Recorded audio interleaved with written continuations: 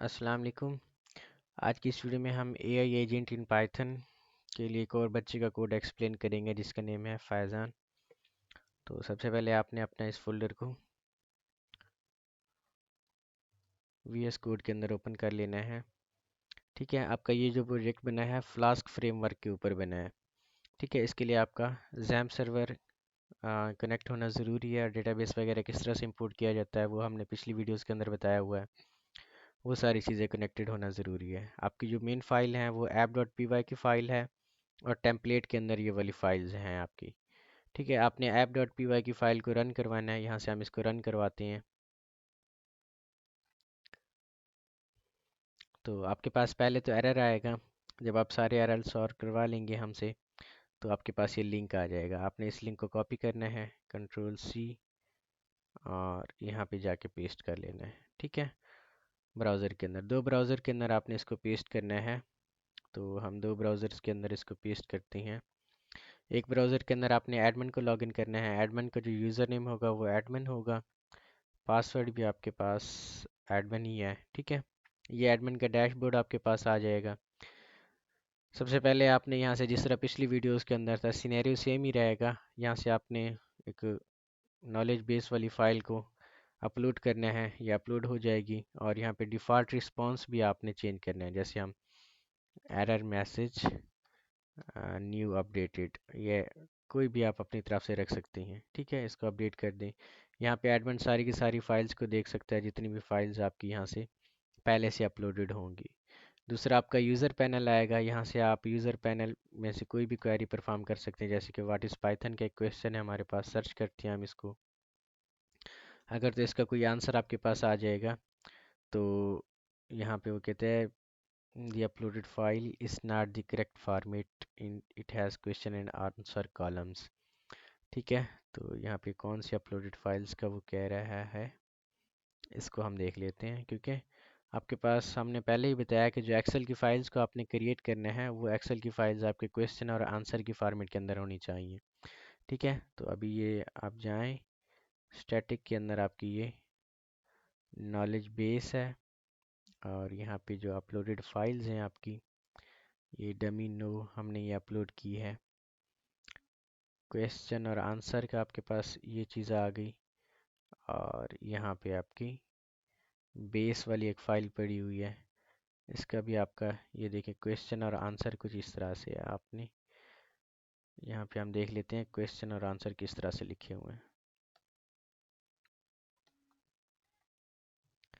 ठीक है, तो इस कोड के अंदर हमने जो लिखा हुआ है, क्वेश्चन जो है वो उसका जो क्यू है बड़ा डाला हुआ है, आंसर का भी क्यू बड़ा डाला हुआ है। तो फैज़ान, आपने जो फाइल बनानी है नॉलेज बेस की, इसमें क्वेश्चन का यहाँ पे आपने क्यू बड़ा कर देना है। ठीक है, ये कॉलम का ही आपके पास एरर आ रहा है। इसको सेव करना है, आपकी बार आपके पास कोई भी एरर नहीं आएगा। ठीक है, तो यहाँ से हम क्या करते हैं, सर्च करवा लेते हैं फिर से। जैसे कि यहाँ पे था व्हाट इज़ पाइथन, सर्च करते हैं तो अगर कोई मैसेज आ जाएगा तो मैसेज आपके पास है एरर मैसेज के पाइथन का, आपके पास कोई भी यहाँ पे क्वेश्चन नहीं है।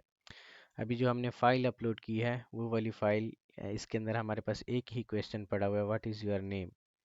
ठीक है, कॉपी करते हैं, Ctrl+C, और यहाँ पे जाके परफॉर्म करवाते हैं सर्च क्वेरी और इसके बाद आपका यहाँ पे आंसर आ जाएगा नासिर अब्बास। ठीक है, जो भी आपने फ़ाइल अपलोड करनी है, क्योंकि ये मोस्ट रिसेंट फ़ाइल के अंदर से आपको आंसर वगैरह ढूंढ के देता है।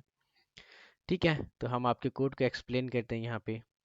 सबसे पहले पाइथन के अंदर हमने क्योंकि काम किया हुआ है तो ये फंक्शंस, डिफरेंट फंक्शंस वगैरह क्रिएट किए हुए हैं।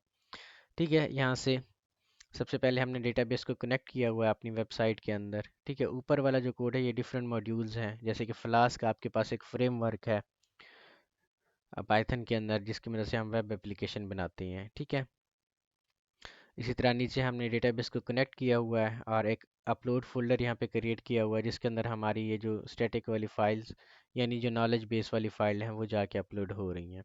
फिर इंडेक्स का एक हमने फंक्शन बनाया हुआ है, यहाँ पे यूज़र परफॉर्म करवा रहा है सर्च क्वेरी। ठीक है, और यहाँ पे आपकी जो अपलोडेड फाइल है वो लेटेस्ट अपलोडेड फाइल यहाँ पे आ रही है। आपने इसको वैसे चेंज करना है, तो मैं यहीं पे चेंज कर देता हूँ।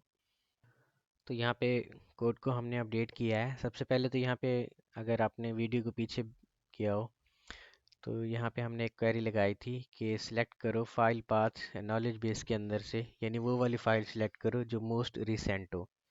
ठीक है, और यहाँ पे हमने लिमिट लगाई हुई थी कि आपने एट ए टाइम एक फ़ाइल को ही सिलेक्ट करना है। ठीक है, और यहाँ पे सेटिंग वगैरह से हम एरर वगैरह का मैसेज जो एडमिन ने वहाँ पे डाला हुआ है वो वाला मैसेज यहाँ पे ले रहे हैं। फिर यहाँ से हम यूज़र की जो सर्च वाली क्वेरी है वो ले रहे हैं।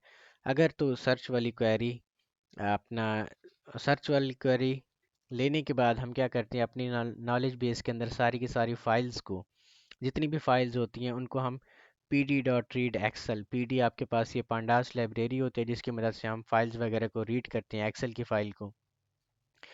उस एक्सेल की फाइल के अंदर से हम क्वेश्चन वाले कॉलम को कंपेयर करते हैं अपनी क्वेरी के साथ। ठीक है, यहाँ पे हम कंपेयर कर रहे हैं। और कोई भी अगर क्वेरी वगैरह उस क्वेश्चन वाले कॉलम के साथ मैच कर जाती है, देन हम क्या करवा लेते हैं, क्वेरी को ब्रेक कर लेते हैं और अपना जो आंसर है वो सेव करवा लेते हैं। वही वाला जो हमारा आंसर है वो यहाँ पे आके हमें यहाँ पे दिख जाता है। जैसे व्हाट इज़ पाइथन अभी हमने सर्च किया है, पहले आपके पास यहाँ पे एरर आ रहा था। ठीक है, जैसे व्हाट इज़ योर नेम है, अगर इसका कोई आंसर पड़ा है तो आपके पास यहाँ पे आ जाएगा।